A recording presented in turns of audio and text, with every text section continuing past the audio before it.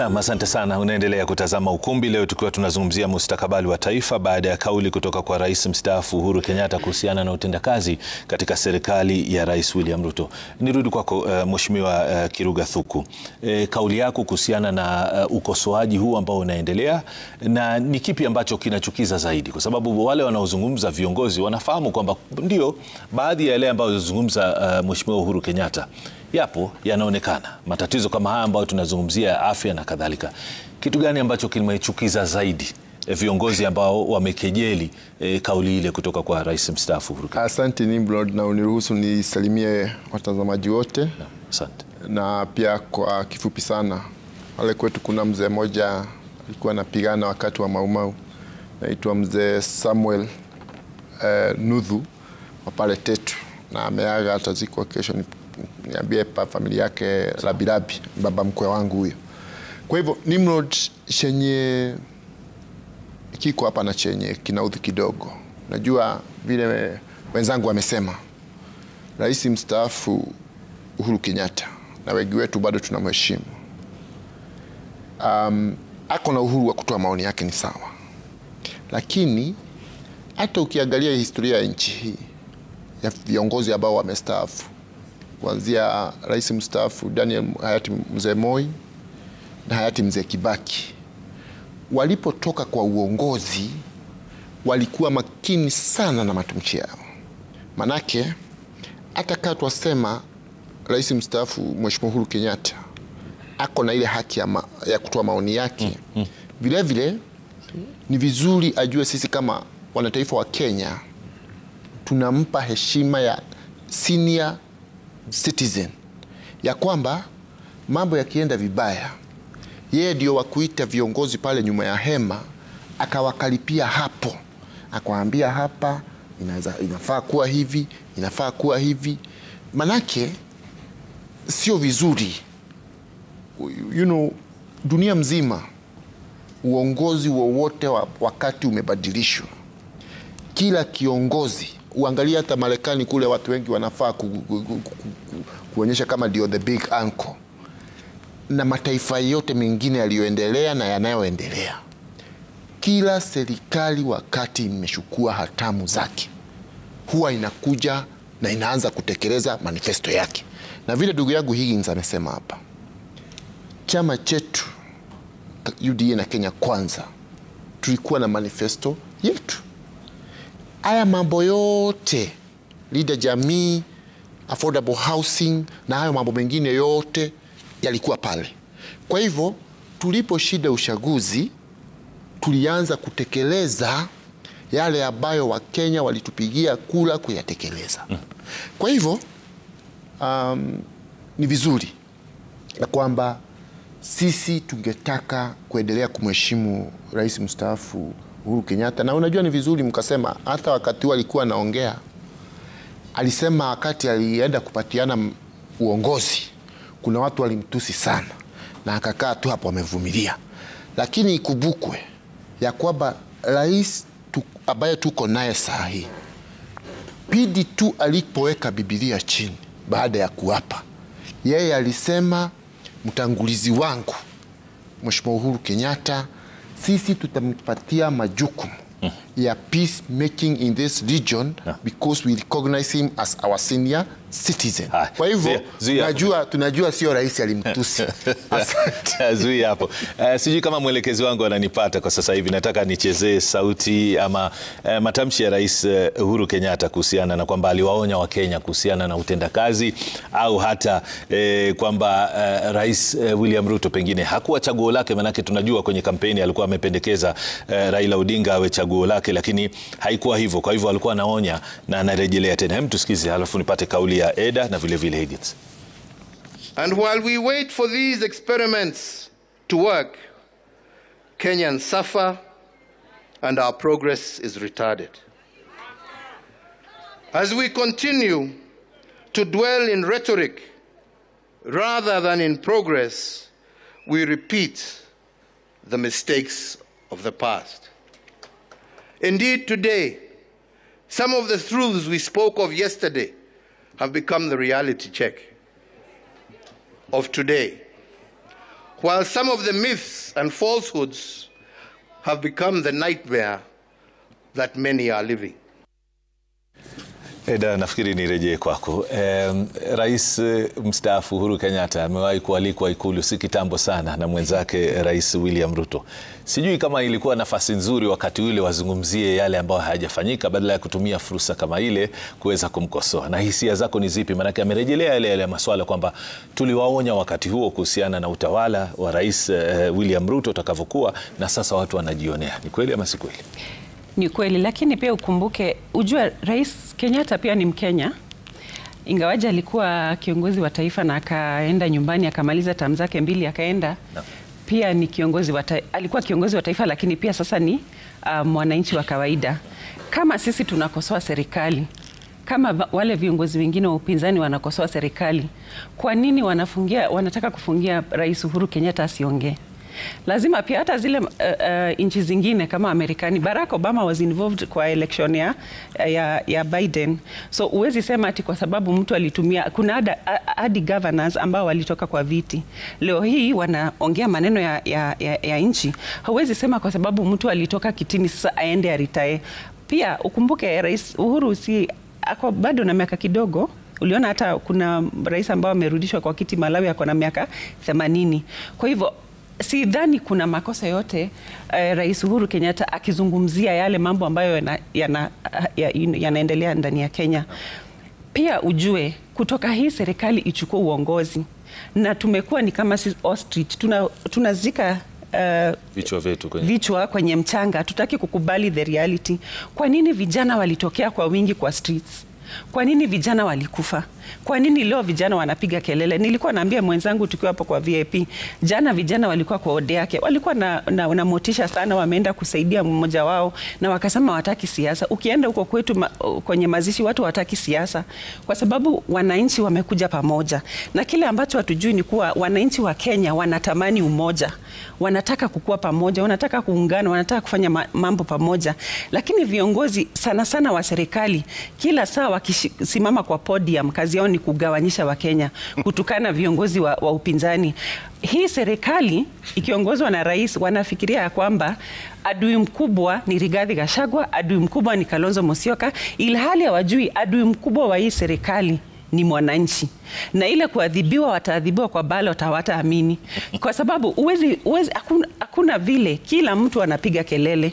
Ukienda hospitali kila mtu anapiga, ukienda universities wanafunzi wanapiga kelele, ukikuja manyumbani kwenye kila mahali watu wanapiga kelele. It cannot be that everyone else is seeing the problem, lakini wenye wako kwa serikali hawaoni shida.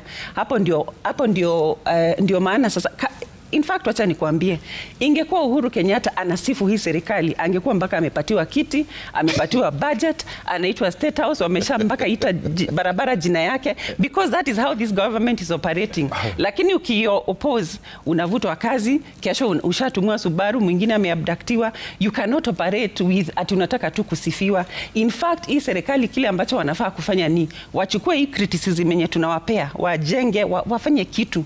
Let them do something about it. But wezi shinda ukisema kila mtu akona makosa, sisi ndio tuko sawa na sisi ndio tunajua chenye mnataka nyinyi hamjui. That is not possible. Hiki ni kisasi ama kwa mtazamo mwingine ni kile kitu ambacho tunaweza kuita kwamba ndio, kama sijapendezwa na kitu fulani ambacho unafanya kwa sasa hivi, ni kama kusema mimi nilifanya bora zaidi. Nataka mkumbuke mimi nilifanya bora zaidi. Alafu pili, maneno ama matamshi ya rais mstaafu yana athari zozote kwa utawala huu ama hayana athari? Asante sana. Kwanza ningependa kuangalia dadangu hapa maneno ya kusema kugawanyisha nchi. Angalia chama ambayo yako ndio amekuwa kiongozi wao, amekuwa tu akisema mulima hata umuoni kwingine. Maneno ya Uhuru Kenyatta ambayo ameiongea hapo inanisikitisha sana, kwa sababu Uhuru Kenyatta alikuwa na manifesto yake inaitwa Big Four. Ilikuwa universal healthcare, housing, nini. Akapigiwa kelele kidogo, akakimbia. Akatukanwa kidogo social media, akafunga handle zake. Yeye hakuwa anasikiza criticism. Hivi yote dadangu amesema hapa. Saa hii kuna kitu inaitwa is not the volume, ni visibility. Yani inaonekana sana. Saa hii mtandao iko na kila mtu, simu ya smartphone iko na kila mtu, so visibility itakuwa juu. Statistics zinapimwa against statistics. Sasa uchukue miaka 3 ya Kibaki, alianza free primary education for example, watu wakaongezeka wingi kwa shule ya msingi, lakini hakupanga transition mzuri ya high school. Uhuru akakuja akaingia akaanza kusema ile 100% transition from primary school to high school. So Kibaki aliingia akaleta free primary, akaua middle level colleges, TVETs nini, akaziconvert mingi zikakuwa university. So kuna ka skill set kakapotea hapa katikati. Uhuru akakuja akatuletea CBC, hakujenga, nimeona mmeweka news hapa, hakujenga madarasa, sasa iko kwenye primary, hakuandika walimu. So ni kama ule mtu anapiga mkebe mbele, penye tafika mwenye atayokota huko mbele ni shida yao. So mingi watu walikuwa na postpone hizi shida za inchi. Ukiangalia mwaka wa kwanza wa Kibaki, watu walikuwa wanasema Kibaki must go. Watu walikuwa wanasema if free primary wanafunzi wamekuja 100 kwa darasa tuwache. Kibaki angeacha hiyo hatungekuwa na matunda ambayo tunaona saa hii. So saa nyingine you have to unafaa kuwa na imani kwamba vitu zitatendeka vile zinafaa kutendeka. Ukuje kwa Kibaki hakuwa na madeni ya kulipa.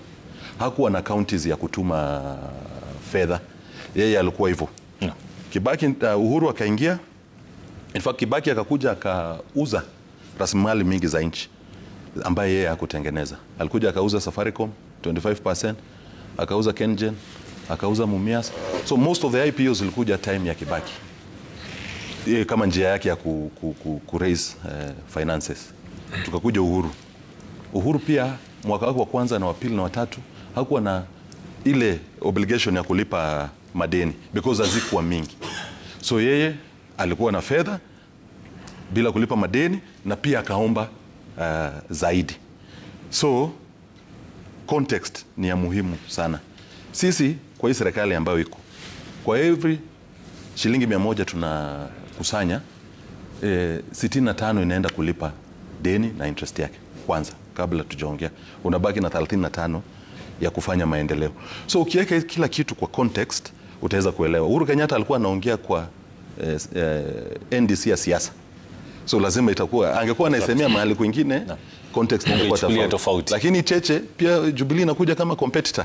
Lazima ianze hizi maneno. So ya mwisho ni kusema hivi.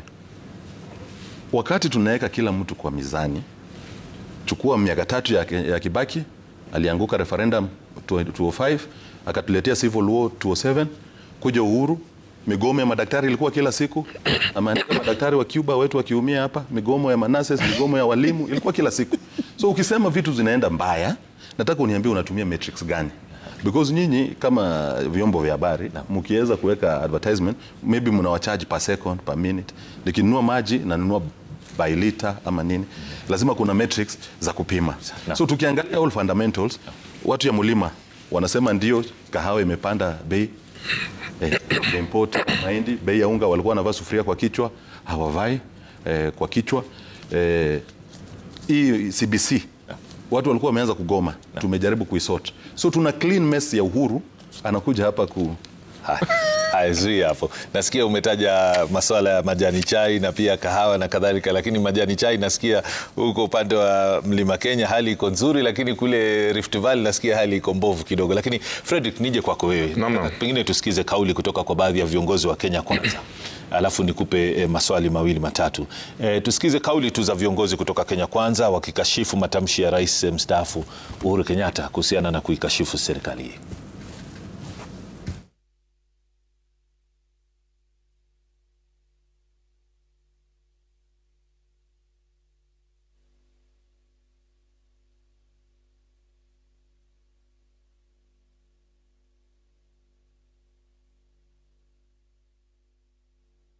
Hiyo Linda Mama ambayo ilikuwa inachunga mambo ya wamama wajawazito, sasa tumeipanua kupitia SHA. Sio Linda Mama pekee, inalinda mama, inalinda mzee, inalinda kijana. The truth is, I am sure deep in your heart, you are shocked that William Ruto has managed to stabilize the economy of this country. Uliogopa maneno ya housing, uliogopa hii maneno yote, kubadilisha maneno ya masomo nini, sasa inakusumbua kichwa, unaona mwingine anafanya. Wewe nenda kimya, wacha Kenya iende mbele. We have not told Kenyans you are the problem. Tulikuwa tunajaribu kulipa madeni ambayo wao ulikopa. You are a part and a parcel of the mess that Kenya is undergoing. You cannot run away. We expect that those who call themselves the opposition can point out the kind of issues that the former president was made to talk about, but not to have the president himself, the former president himself, dragged into partisan politics. Naam, Frederick, nafikiri cheche zitaendelea kuwa nyingi. Nafikiri ni mazungumzo yataendelea kwa juma mambo bado. Na mambo bado. Lakini nilivyokuwa nimemuuliza Higgins na pengine hakupata nafasi ya kunijibu, ni kwako wewe. Matamshi ya Rais Uhuru Kenyatta yana athari gani katika mtazamo wa kisiasa siku za leo? Najua kama ulivyosema hapo awali umewahi kushirikiana naye katika masuala ya kisiasa na kutoa ushauri. Pia iwapo ungekuwa karibu naye, ni ushauri upi ungempa katika kukosoa serikali? Ndio najua umesema kwamba ana haki ya kufanya hivyo, lakini kwa kufanya vile alivyofanya na kuleta kauli kana kwamba hakuna kinachoendelea, nafikiri ndio tunapata cheche za maneno kutoka kwa viongozi. Kweli kabisa. Kabla nikujibu, pengine ningependa kumkosoa dada yangu kidogo tu. Amesema kwamba wao wako na jukumu la kuunganisha Wakenya. Kabla sijakosea, nadhani anatoka katika chama cha DCP ambayo inaongozwa na mwenzetu wa Mitego, ukipenda Rigathi Gachagua.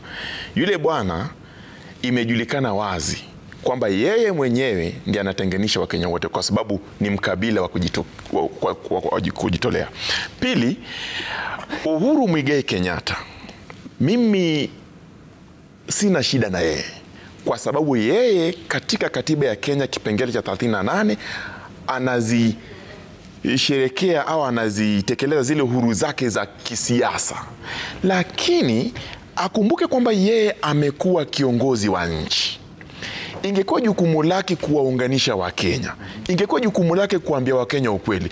Yeye katika serikali yake na William Ruto alikuwa na changamoto ya kukosa ajira kwa vijana, ufisadi, mauaji yalikuwa. Dadangu amesema hapa kumekuwa na abductions. Katika uongozi wa Uhuru Ruto kulikuwa na abductions bado tu. Kulikuwa na shida katika kufadhili zile shughuli za afya, NHIF. Kwanza kabisa hiyo Linda Mama ambaye anasema ukiangalia vizuri kulikuwa na shida ya kujiandikisha mwanzo. Kwa hivyo ni changamoto za kila serikali. Lakini muhimu ni kwamba kila serikali inapochukua ushukani, kila kiongozi anarekebisha makosa ya mwenzake. Kwa sasa mimi nadhani kwa mtazamo wangu Mheshimiwa William Ruto amejaribu kurekebisha makosa ambayo yalifanyika katika serikali yake na ya Uhuru Kenyatta moja kwa moja. Pili, ni vizuri Uhuru Kenyatta ajue kwamba anaposhiriki katika siasa zake za chama chake cha Jubilee, ashiriki kupigia debe yule ambaye anampenda, lakini asije akakosoa mwenzake ile hali yale ambayo mwenzake anafanya yeye mwenyewe alifanya. Kwa hivyo inakaa na jikejeli yeye mwenyewe. Tatu, Nimrod, ukweli usemwe, Wakenya walipofika sasa hivi wangependa kuona maendeleo ambayo ni ya haraka. Na William Ruto amejaribu sana kabla alete maendeleo akaunganisha Wakenya. Akamwambia mimi niliwaahidi, haya ndio nayawaletea. Jamani, tumpe nafasi afanye kazi. Ikifika mwaka 2027 basi tunamweka katika ratili, tusio wewe ulituahidi haya haujafanya. Hajamaliza na yule ambaye alikuwa anafanya kazi na yeye Uhuru Kenyatta ashajitokeza kumkosoa. Wakati ambapo yeye alikuwa anafanya kazi hakuna pale Ruto alimkosoa, hakuna pale Raila mkosoa.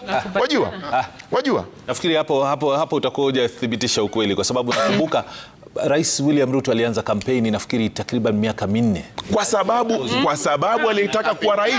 Huyu Uhuru Kenyatta anataka kuwa nini? Yeye anataka kuwa nini? Ruto alitaka kuwa rais. Uhuru Kenyatta sasa hivi anataka kuwa nini? Ako na kiongozi ambaye anataka amweke mbele awe rais. Huyo kiongozi wake mbona asije akampatia nafasi aende ajiongelele? Yaani huyu kiongozi wake hana mdomo yeye. Anaongea wapi? Anaongea na wapi? Mmemfukuza DCP, umemfukuza katika upinzani. Anaongea wapi? Tuseme ukweli. Nakupa nafasi Eda kuweza kumjibu Frederick. Eda. Nakupa nafasi ya kuweza. Mimi hata nataka kumjibu Eda kwanza Nimrod. Manake usiniruke juu. Mimi nataka kwanza nimkosoe. Mimi nina swali hili kwako wewe kwa sababu tuzungumzie mtazamo ambapo Rais mstaafu Uhuru Kenyatta alizungumza yale maneno. Kwanza ulikuwa ni mkutano wa kisiasa, mkutano wa chama.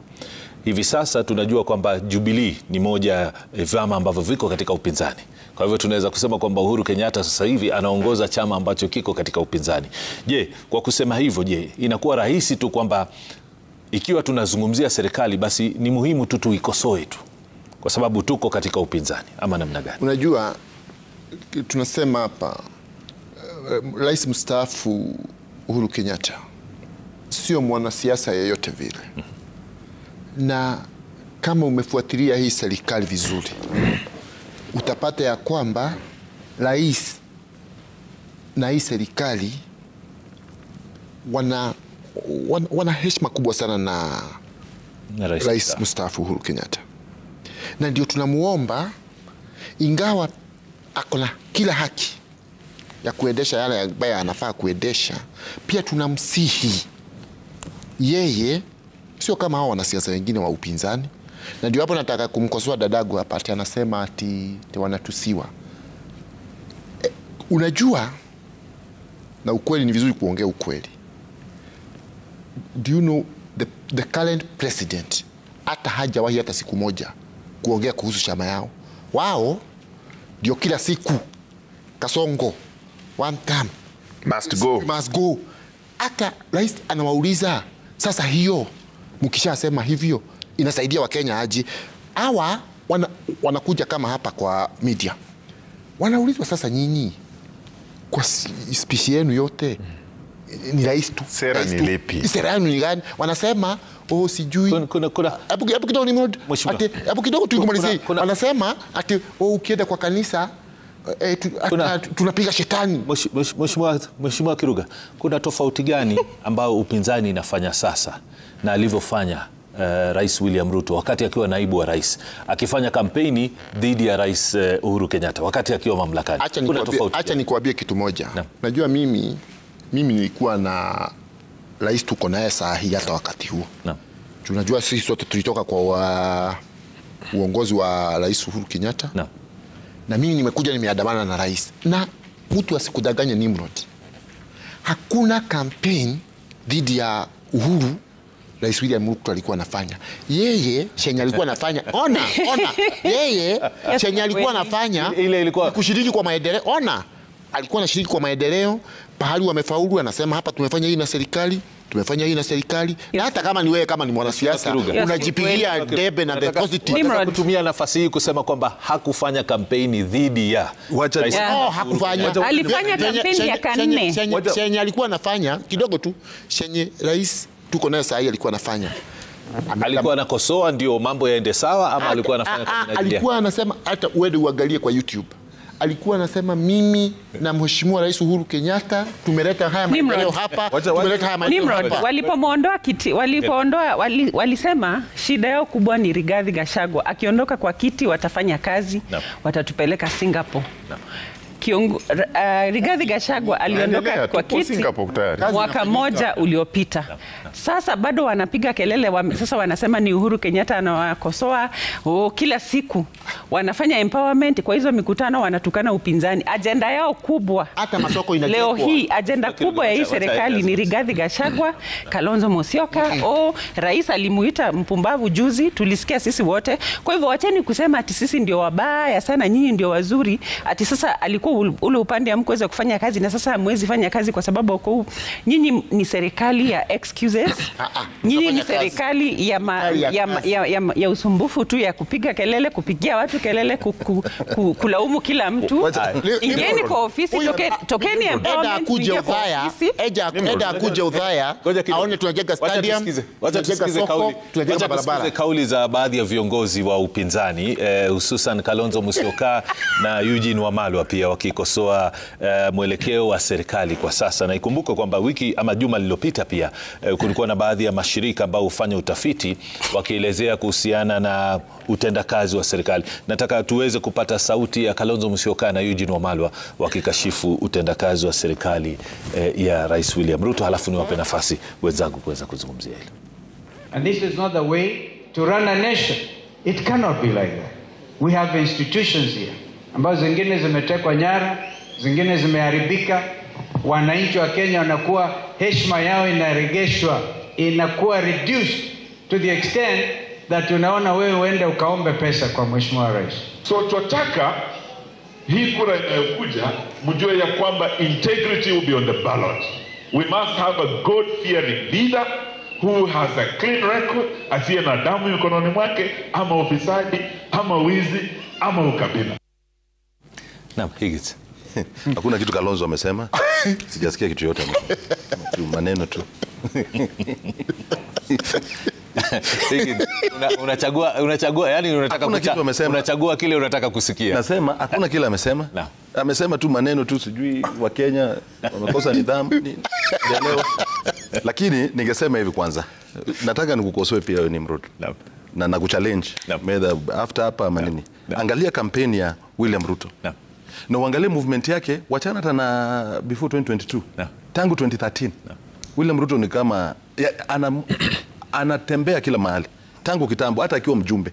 Ukiangalia penye alikuwa anaambia hata mshua nyumbani kwenyu labda maikuja, akiwa mjumbe before hata kuwe deputy president. Hiyo ni nature yake ya kuperform. Na kuna mahali apart from one time in Kapsabet to the tail end ya ule mwisho ya election ambapo alimjibu Uhuru Kenyatta. Hizi zingine zote nasema umeni challenge. Wacha nikupe mfano. Wacha nimalize. Wakati wa kampeni. Ndio. Rais wa sasa William Ruto alikosoa utendakazi wa Rais Uhuru Kenyatta wakati akiwa mamlakani kuhusiana na masuala ya kilimo. Alimkosoa kuhusiana na masuala ya uendeshaji wa barabara ya expressway. Alimkosoa kuhusiana na jinsi mradi wa SGR ulivyotekelezwa. Kukopa pesa. Alimkosoa kuhusiana na jinsi alivyokopa pesa nyingi. Akamkosoa kiwango pia, hata kagusia sekta ya elimu ambapo alisema nitakuja kuibadilisha. Huko si kukosoa ama ni kukosoa? Nataka nikueleze hivi. Na nataka unitolee hiyo akisema anakosoa. Hakuongelea SGR kusema ati ni mbaya ama nini? William Ruto alikuwa anasema, alizungumzia ufisadi ndani ya miradi hiyo ama hakuzungumzia? Higgins, nataka uniambie ukweli. Unasema William Ruto. Na kuuliza swali. Wakati akikashifu miradi hii, aligusia ufisadi ama pesa zilizotumika vibaya ama la? Wakati wa kampeni. Kama hukumbuki niambie. Wakati wa kampeni hakuguzia. Nakumbuka. Hakuguzia. Na kuchallenge tu, si kuna time tu ya kuangalia huko mbele. Hivi ndio William Ruto alikuwa na campaign. Anaweza repeat Kenya alikuwa anasema word by word because ilikuwa tutatenga. Kwa hivyo kwa maoni yako tutafanya hustler fund, Rais William Ruto, serikali itatumika. Kwa hivyo kwa maoni yako Rais William Ruto hakumkosoa Rais Uhuru Kenyatta na uongozi wake kuhusiana na masuala ya ufisadi towards the tail end. Sikuona. Wajua Nimrod, tuseme ukweli tu. Sio kwamba nasisitizia kwamba, lakini nasema pengine tunachagua jinsi ya. Unajua kuna swali umeuliza ndugu yangu Kirugu. Hapana. Kama tofauti yao unajua kwa sababu tunazungumzia William Ruto alikuwa anaongea kile atafanya. Ukosaji ni nzuri katika uongozi. Na ni kweli Rais William Ruto alimkosoa kiongozi wake Uhuru Kenyatta, lakini wakati gani? Muhula wa mwisho wa pili, sio muhula wa kwanza. Kwa sababu muhula wa kwanza walikuwa wameweka foundation wakafanya kazi pamoja. Muhula wa kwanza na kumkosoa muhula wa pili Nimrod. Hata nilipozungumzia kumkosoa muhula wa pili, Frederick, hata nilipozungumzia kampeni sikuzungumzia muhula wa kwanza kwa sababu muhula wa kwanza walikuwa wanaendesha serikali. Kweli kabisa. Muhula wa pili kwa sababu ya handshake kati yake na Raila Odinga. Lakini tukumbuke kwamba Nimrod, hawa ni wanasiasa, sisi ni wanasiasa. Unapotafuta kura lazima ujipendekeze kwa wapiga kura. Uambie mimi nitarekebisha yale makosa ambayo ambayo mwenzangu alipofanya. Wakati William Ruto alikuwa anashindana na sisi tukiwa Azimio, alijitokeza wazi akasema yeye atarekebisha makosa ambazo zimefanywa na nani? Na Uhuru Kenyatta. Wakati huo alikuwa anasema Uhuru Kenyatta na Raila Odinga. Lakini alikuwa anatafuta kura wakati ule. Tumuelewe. Nimemsikiza mwenzangu pale, rafiki yangu sana ambaye, lakini mbona Higgins alikuwa haoni hiyo? Wajua nakwambia kampeni ya William Ruto. Wajua pengine Higgins haja kuelewa vizuri. Mimi nimekuelewa. Nimekuelewa vizuri sana. Lakini wajua kama mwanasiasa pia lazima pile. Nimemuona mali. Yeye ataka kusikia lakini atake ajibu kweli. Nimewasikiza vizuri. Wewe wajua Niblo, mimi Kalonzo Musyoka rafiki yangu, tumefanya kazi na yeye miaka mingi. Lakini ninapomsikiza Kalonzo Musyoka, vile vile anatafuta kura. Ninapomsikiza nani huyo? Eugene Wamalwa anatafuta kura. Nikimsikiza Rigiji anatafuta kura. Kwa hivyo wanasiasa huenda wanabadilisha mawazo, hata wanasahau waliosema jana. Mimi nawakumbusha, kwa sababu kwa sasa William Ruto ndio kiongozi. Kwa sasa yeye ndiye anatekeleza mambo haya. Jameni, mula wake ni wa kwanza. Ndipo sasa sisi tukaje tukaungana na yeye, tunajaribu kurekebisha makosa ya William Ruto na Uhuru Kenyatta. Makosa hayo tushayarekebisha. Huyu mwenzetu anasema tujafika Singapore. Tunapozungumza sasa hivi tuko Singapore. Tuko Singapore sasa hivi. Nafasi wajua ilikuwa Hinga. Wacha tuende mapumziko, ilikuwa Higgins. Nitarejea kwa kifupi tu, alafu pia tuzungumzie ajenda ya upinzani pia katika mazungumzo haya. Manake Eda, ukweli useme kwamba Rigathi Gachagua ameulizwa mara kadhaa ajenda yake ni ipi? Ajenda yake yasema ni moja tu, kumuondoa rais. Ile muhimu zaidi. Hiyo sio muhimu. Mtazamaji, unaendelea kutazama Ukumbi tukiwa tunazungumzia mustakabali wa taifa.